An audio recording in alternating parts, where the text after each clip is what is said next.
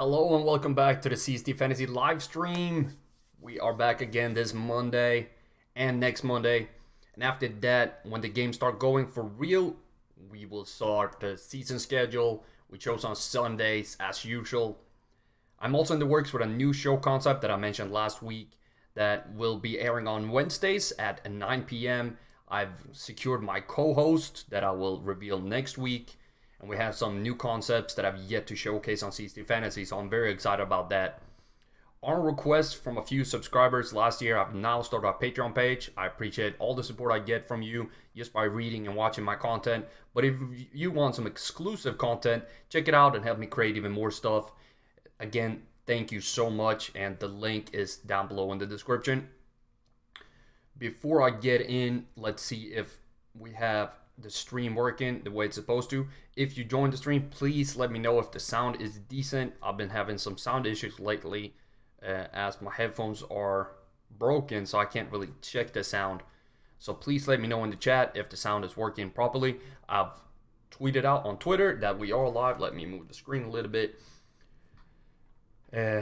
But getting into today's topic, the draft guide series continues today with part 3 out of 4. Check out part 1 and 2 right here on the channel with value drafting and CST drafting in episode 1 and 2. A quick disclaimer before we get into it. It is important not to follow one of these parts blindly, but to put them in relation to each other and see how your draft is developing. But let's dig in. So today, part 3 is something that I like to call darting. Darting when it is sort of when I'm not too high on the running backs that I've drafted, or when I missed on several top running backs, but I had no intention of going 0 RB. So what do you do when that happens? I throw what I call darts at players that have potential to be lead backs after a while into the season. What I mean by that is I might not have a super high grade on them or like them as a running back before the season, but the situation they are in could be beneficial with emphasis on could be. The situation they're in right now going into the season might be less than ideal, but they are behind only one lead back, or they're part of a backfield that might turn out to be more of a, and the guy can turn out to be more of a bell cow after a while when we get deeper into the season. But it's important to note here that these guys are not to be overpaid for. They're meant to be flyers, but I don't want to call them that because you will be going after a few of them and just throwing darts all over the place. But let's look at a few of them. Let's look at a few of them that I had from last year. Get them up on the screen real quick. There we go. So this is a group of guys that I targeted for darting last year. So we have Chris Carson, Tevin Coleman, Marlon Mack, Adrian Peterson, Aaron Jones, Terry Cohen, Nick Chubb, Matt Breida, James Conner, Austin Eckler, and Philip Lindsay. There are some other guys on the list as well that I mentioned in a post from last year that I know I was pretty much 4 out of 5 out of that group. But these are the guys that show us, you have Tevin Coleman, who didn't end up being extremely valuable, even though Devonta Freeman went down. But you can see his ADP was much higher than most other guys. And if it finished 17 compared to James Conner, who had an ADP in the 13th round, and he finished as RB7. I also wanted to highlight the usable weeks of these guys, because if you only look at their finishes, you're not going to see how usable they were week in and week out. You're just going to see a total. So you can have like Lamar Miller, for instance, who could be not very usable, but he could rank pretty highly as an RB finish. So I wanted to put the usable weeks in relation to the RB finish and the ADP of these guys. You can see it all ranging from the 6th round to undrafted Philip Lindsay. But let's go over them a little bit. We had Chris Carson. A lot of people were hyped on Rashard Penny, who was a first-round pick. So he dropped a little bit in the draft, ending up in the 6th round. But he was usable for 9 weeks and finished at RB14. So he's a perfect dart example. He's going after the 6th round because That's sort of where you have to look at these guys. You shouldn't be darting in the 5th or 4th or 3rd. Then you just pick the best player. This 6, 7, that's when you start just, oh, he might end up being a good back. And like I said, if you have 2 strong backs, you probably aren't going to dart unless you get into the 10, 11, 12th round. But we have Tevin Coleman. You all know Devonta Freeman has been injury prone, so that was a good situation for him. Being in the 49ers offense now, he's moved over to the more Matt Breida on this list as well, where it's kind of a crowded backfield, but then McKinnon went down, so it was an opportunity for him to be a lead back on this list as well. You have Marlon Mack, 7th round pick, late 7th, 7-12. 5 usable weeks, finished RB20. He was a decent option to pick up. Adrian Peterson, who nobody wanted, going in the 8th round. 8 usable weeks, RB 16th. I picked him up in 2-3 leagues, and he did decent for me on a few of those weeks. As you can see, he was startable for 8 weeks. Aaron Jones, unfortunately, I had to drop him in my dynasty, but I had him in a few other leagues. Tariq Cohen as well, going in the 8th with 7 usable. Nick Chubb, that's a perfect example actually from last year where you could see him take control of that backfield if you were looking into a Magic 8 ball or one of those things they used to tell your future.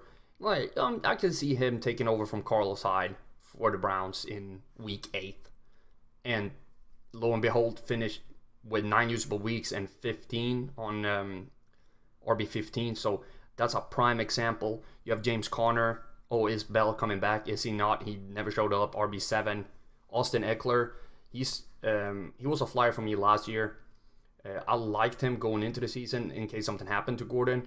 Now something has happened to Gordon, and things happened to him as well last year. And you have Philip Lindsay, who you kind of, people were high on Devontae Booker, but what if Booker failed? Who's going to take over? So I took a shot at Lindsay and 10 usable weeks.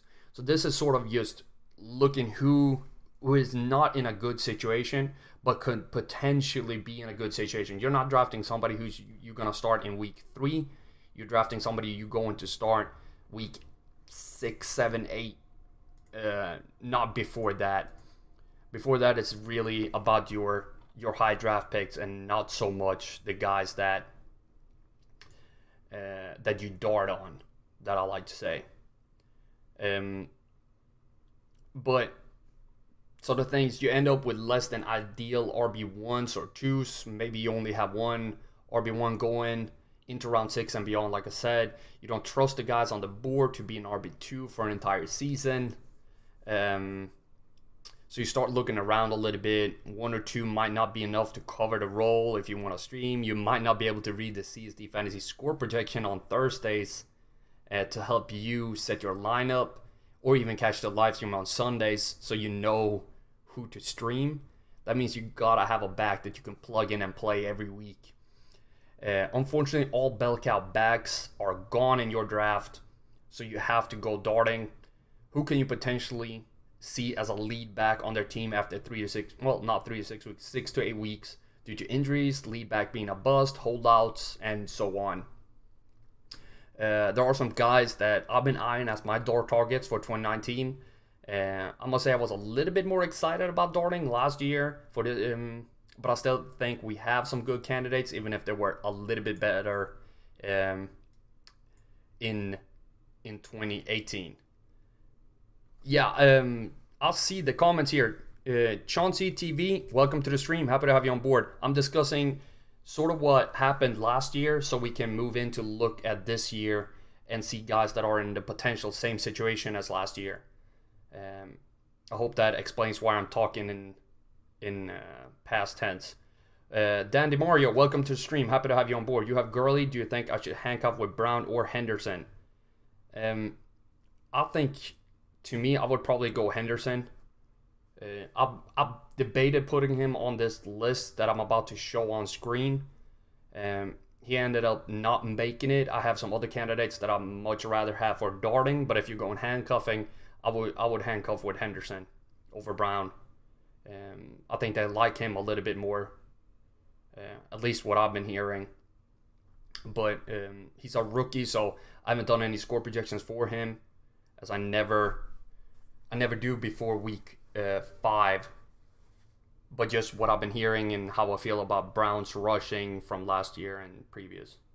So I will go Henderson.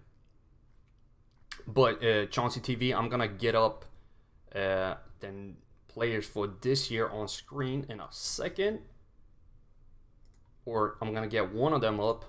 My first guy on this list, Tarik Cohen, he has an ADP overall 69 right now. You only have, what I can see, Montgomery in front of him, potentially in front of him, even to that point. And the team as a whole scored 338 points from rushing last year. So he's in a great situation. You have to pay quite a bit to get him, but he's still to the point where he's going to be really good. And if Montgomery turns out to be a bust, or if he goes down, Cohen is in a fantastic situation. Like, it's unmatched. Even if Montgomery isn't a bust and he's doing really well, you know what Cohen can do as an RB2. So you have a very safe floor, not a CSD floor, but just a general floor of, you know what you're going to get. So it's just upside and barely any downside at all to drafting Cohen. Let me see if Dan Perfect, I'm glad I got that question answered. Just wanted to make sure that you got that. Let's move on to my next target. Again, Austin Ekeler, also pretty high ADP, but with the holdout right now, it feels more and more like he might sit out the entire season. I love Ekeler, always loved him. I think he has some great rushing patterns that I've talked about before on the channel and on CSDFantasy.com. Great rusher. Struggles with fumbles a little bit, and struggled to be the lead back at times, but still there's so much. You see how much 406 points they scored last year. It's so many rushing points up for grabs if that offense can get going. So I like Ekeler. Again, a little bit of a pricey dart, but I think he's going to end up being sort of like Cohen with a safe floor. Give you 4 usable weeks if Gordon comes back. Other than that, you can probably assume 8 or 9 usable weeks, which is very good for somebody you didn't pay that much for. The next guy up is somebody I made a video about this week.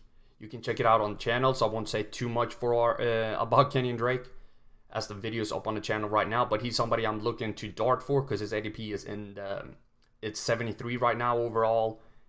You can make the case that he is the RB1 for the Dolphins, who scored 299 points rushing last year, which is, to me, an astounding number when I was researching for this video, that they scored that much rushing points as a team. I was impressed by that. I know they have a lot of other guys that do things, but Kenyon Drake, I've never been a huge fan, but the situation and the ADP going down, I can see myself picking him up as a potential dart target, and I don't think you should as well.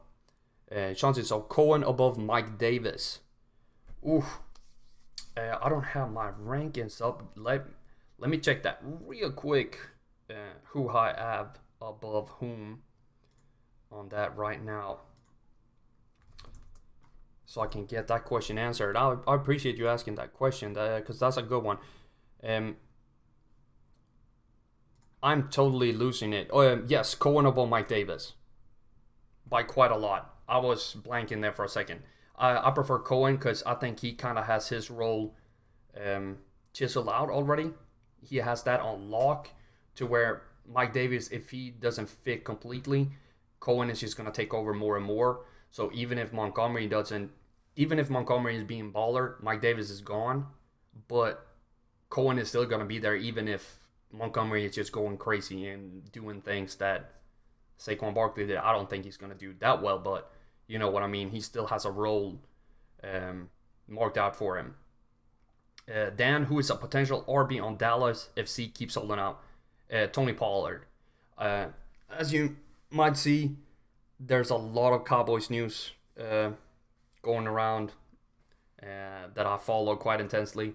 And what I hear from Dallas camp is Tony Pollard is their security blanket has kind of given not a headache to Zeke, but they've given the Joneses a little bit more comfortable negotiation standpoint towards Zeke.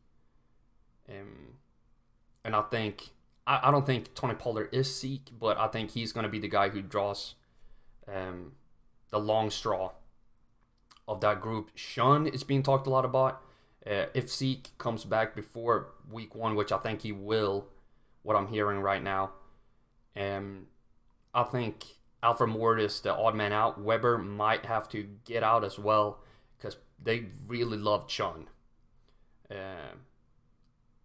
So I think Tony Pollard.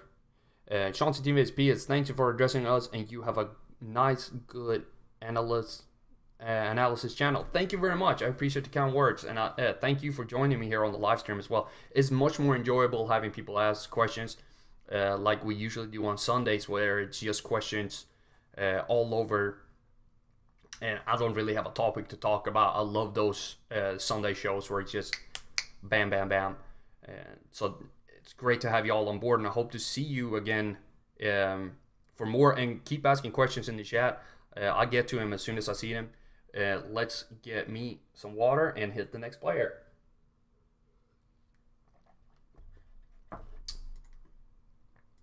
So that was Kenyon Drake. The next one, a little bit cheaper in ADP and a fantastic rushing situation. If something, God forbid, happens to Alvin Kamara, this I'm never even like Latavius Murray, but this situation is just too good. 425 rushing points for the Saints last year. I think Murray can do not what Ingram did. I think he's a much better running back, especially for fantasy. But for the price you pay for Murray, you can almost not get that this year, because you know he can run the ball. Like, we know this. He's an NFL player. It's not like we have no idea if he's good or bad. It's not like he's Trent Richardson. We know he can run the ball. He's on a great offense. If something happens to Kamara, he's the lead back on that offense. And if something doesn't happen to him, we know that Ingram and Kamara were both usable together. So why couldn't Murray be usable in a lot of games as well? So he's a guy that I've kind of changed my mind on a little bit. I wish his ADP was lower. 80 is on the edge. I would probably look to get in between ADP 60 to 90. I've mainly been looking at wide receivers because I think the value there is a little bit better this year. And that's one of the reasons I was looking at from last year. I think the darting value was a little bit better last year, but Latavius Murray has great potential to be a dart object for 2019 as well. Then next guy up is the infamous Peyton Barber, the Tablet of Doom. The guy, if you haven't heard his story, he left. I live in Atlanta, and he went to Lenox Mall. It's a huge mall in central Atlanta, and he left his playbook tablet in the car, and it got broken into, and his tablet got stolen. It was all over the news. It was hilarious. But is he the running back 1 for Tampa? They're the worst rushing offense from last year, but he has no competition. His ADP is super cheap. They're cheap. Ronald Jones, I'm not a huge fan. I think Peyton Barber might be decent. He might can flex you 2-3 games, but he's in a situation where if Bruce Arians can scheme it up, I think he can be a decent guy. I'm not too hype on him, not compared to the other guys. I just wanted to put him on here basically to bring up that tablet story, if I'm being honest. The next guy up, though, is probably my favorite, but let's see what Chauncey TV says first. Under the knock of wood situation of Montgomery being hurt, under that situation in regards to Cohen and Mike Davis, I do agree that Cohen is more secure choice based on this rolling offense. Yes, that's how I feel as well. Cohen is safe. Even if Mike Davis blows out and goes bananas and he's amazing and he's the lead back, Cohen still has a role to play on that offense. If Mike Davis is terrible, Cohen has to roll on that offense. If Montgomery's terrible, Cohen is still there. He's the guy who's always there unless he gets hurt. Knock on wood, like you said. But any situation I see in Chicago, Cohen is a big part of that offense unless he's hurt. So I'm very excited about him. And you can see his rushing patterns show up there. Can I pause that real quick? Maybe I can't. No, I couldn't. We have Todd Gurley on screen instead. You can see all the top backs rushing patterns show up at the bottom of your screen as well. If you want to see Alvin Kamara, for instance, who only runs 10% of the A-gap. I'm also working on another video as well. That's part of the football breakdown where I dig a little deeper into rushing patterns and what they mean for offenses. Thank you for your comment again, Chauncey TV. I appreciate that. Next player, like I said, probably my favorite guy, CJ Anderson. Johnson got hurt. They want to run the football. They haven't really succeeded in running football. We saw what he could do on a good rushing offense last year. They benched Gurley even though Gurley was hurt, but CJ Anderson was going ham on the Rams offense. You don't have to pay anything for him. 108th overall ADP with a guy who was hurt last year. I love Kerryon Johnson. I'm going to draft Kerryon, and Philip Lindsay have the best young rushing patterns you can find out there. If there's any two backs that have the same rushing patterns as Zeke and Gurley, and who else? I'm missing somebody. You can see Philip Lindsay on screen now. It's Zeke, Gurley, and Gordon. It's Philip Lindsay and Kerryon Johnson. So I'm getting both, and Barkley, of course. He has this sort of the same rushing patterns, but he doesn't run too much outside the right end. As Cohen again pops up, you can see how much he runs outside the ends. But CJ Anderson, in a great situation, if something were to happen to Johnson, he's great to have on your team. And I think I'm going to pick him up in a few leagues, hoping nothing happens to Kerryon, as I will be drafting him as well. So it's sort of a weird situation. I want both.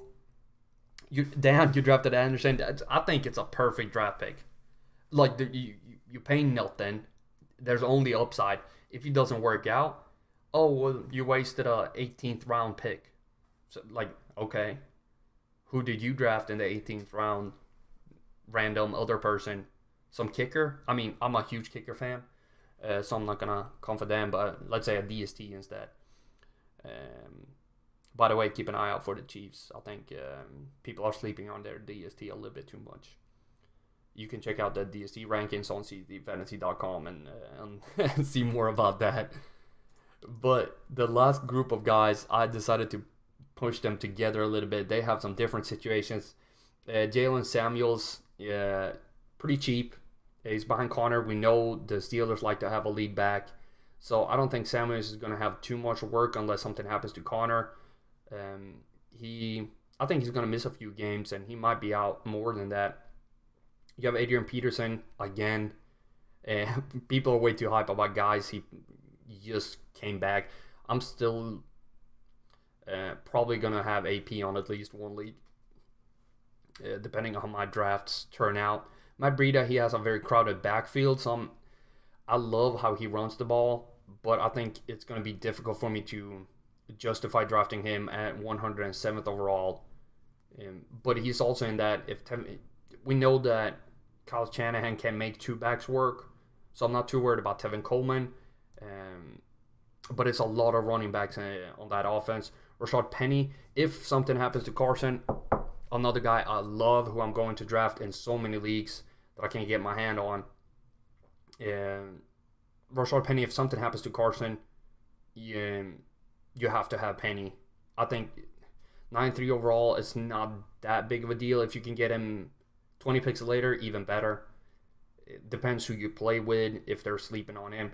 Duke Johnson, of course, with everything that's happening. I wasn't that big of a fan going to the Texans until Lamar Miller, but I think his price is just going to skyrocket until the value isn't there no more. If you can get him in the 9th or 10th round, fine, but if you have to reach for him, I would be hesitant.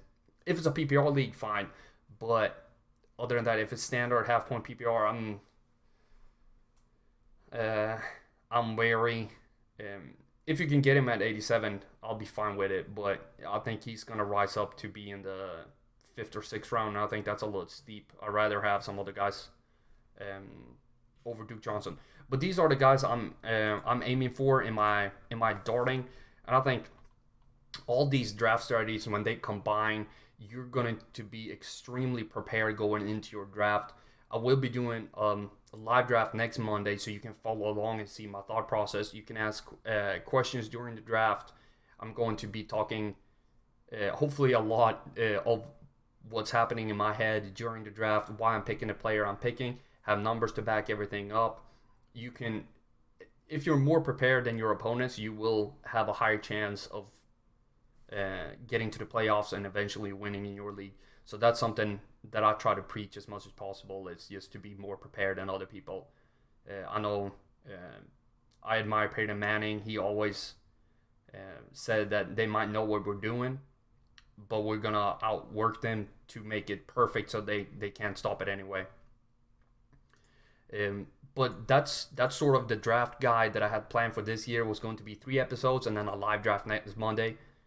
On Thursday, I will be analyzing my first draft of the year that I will either get into tomorrow or Wednesday, but the analysis will be up on Thursday on CSTFantasy.com, so check that out, and I'm extremely excited about that.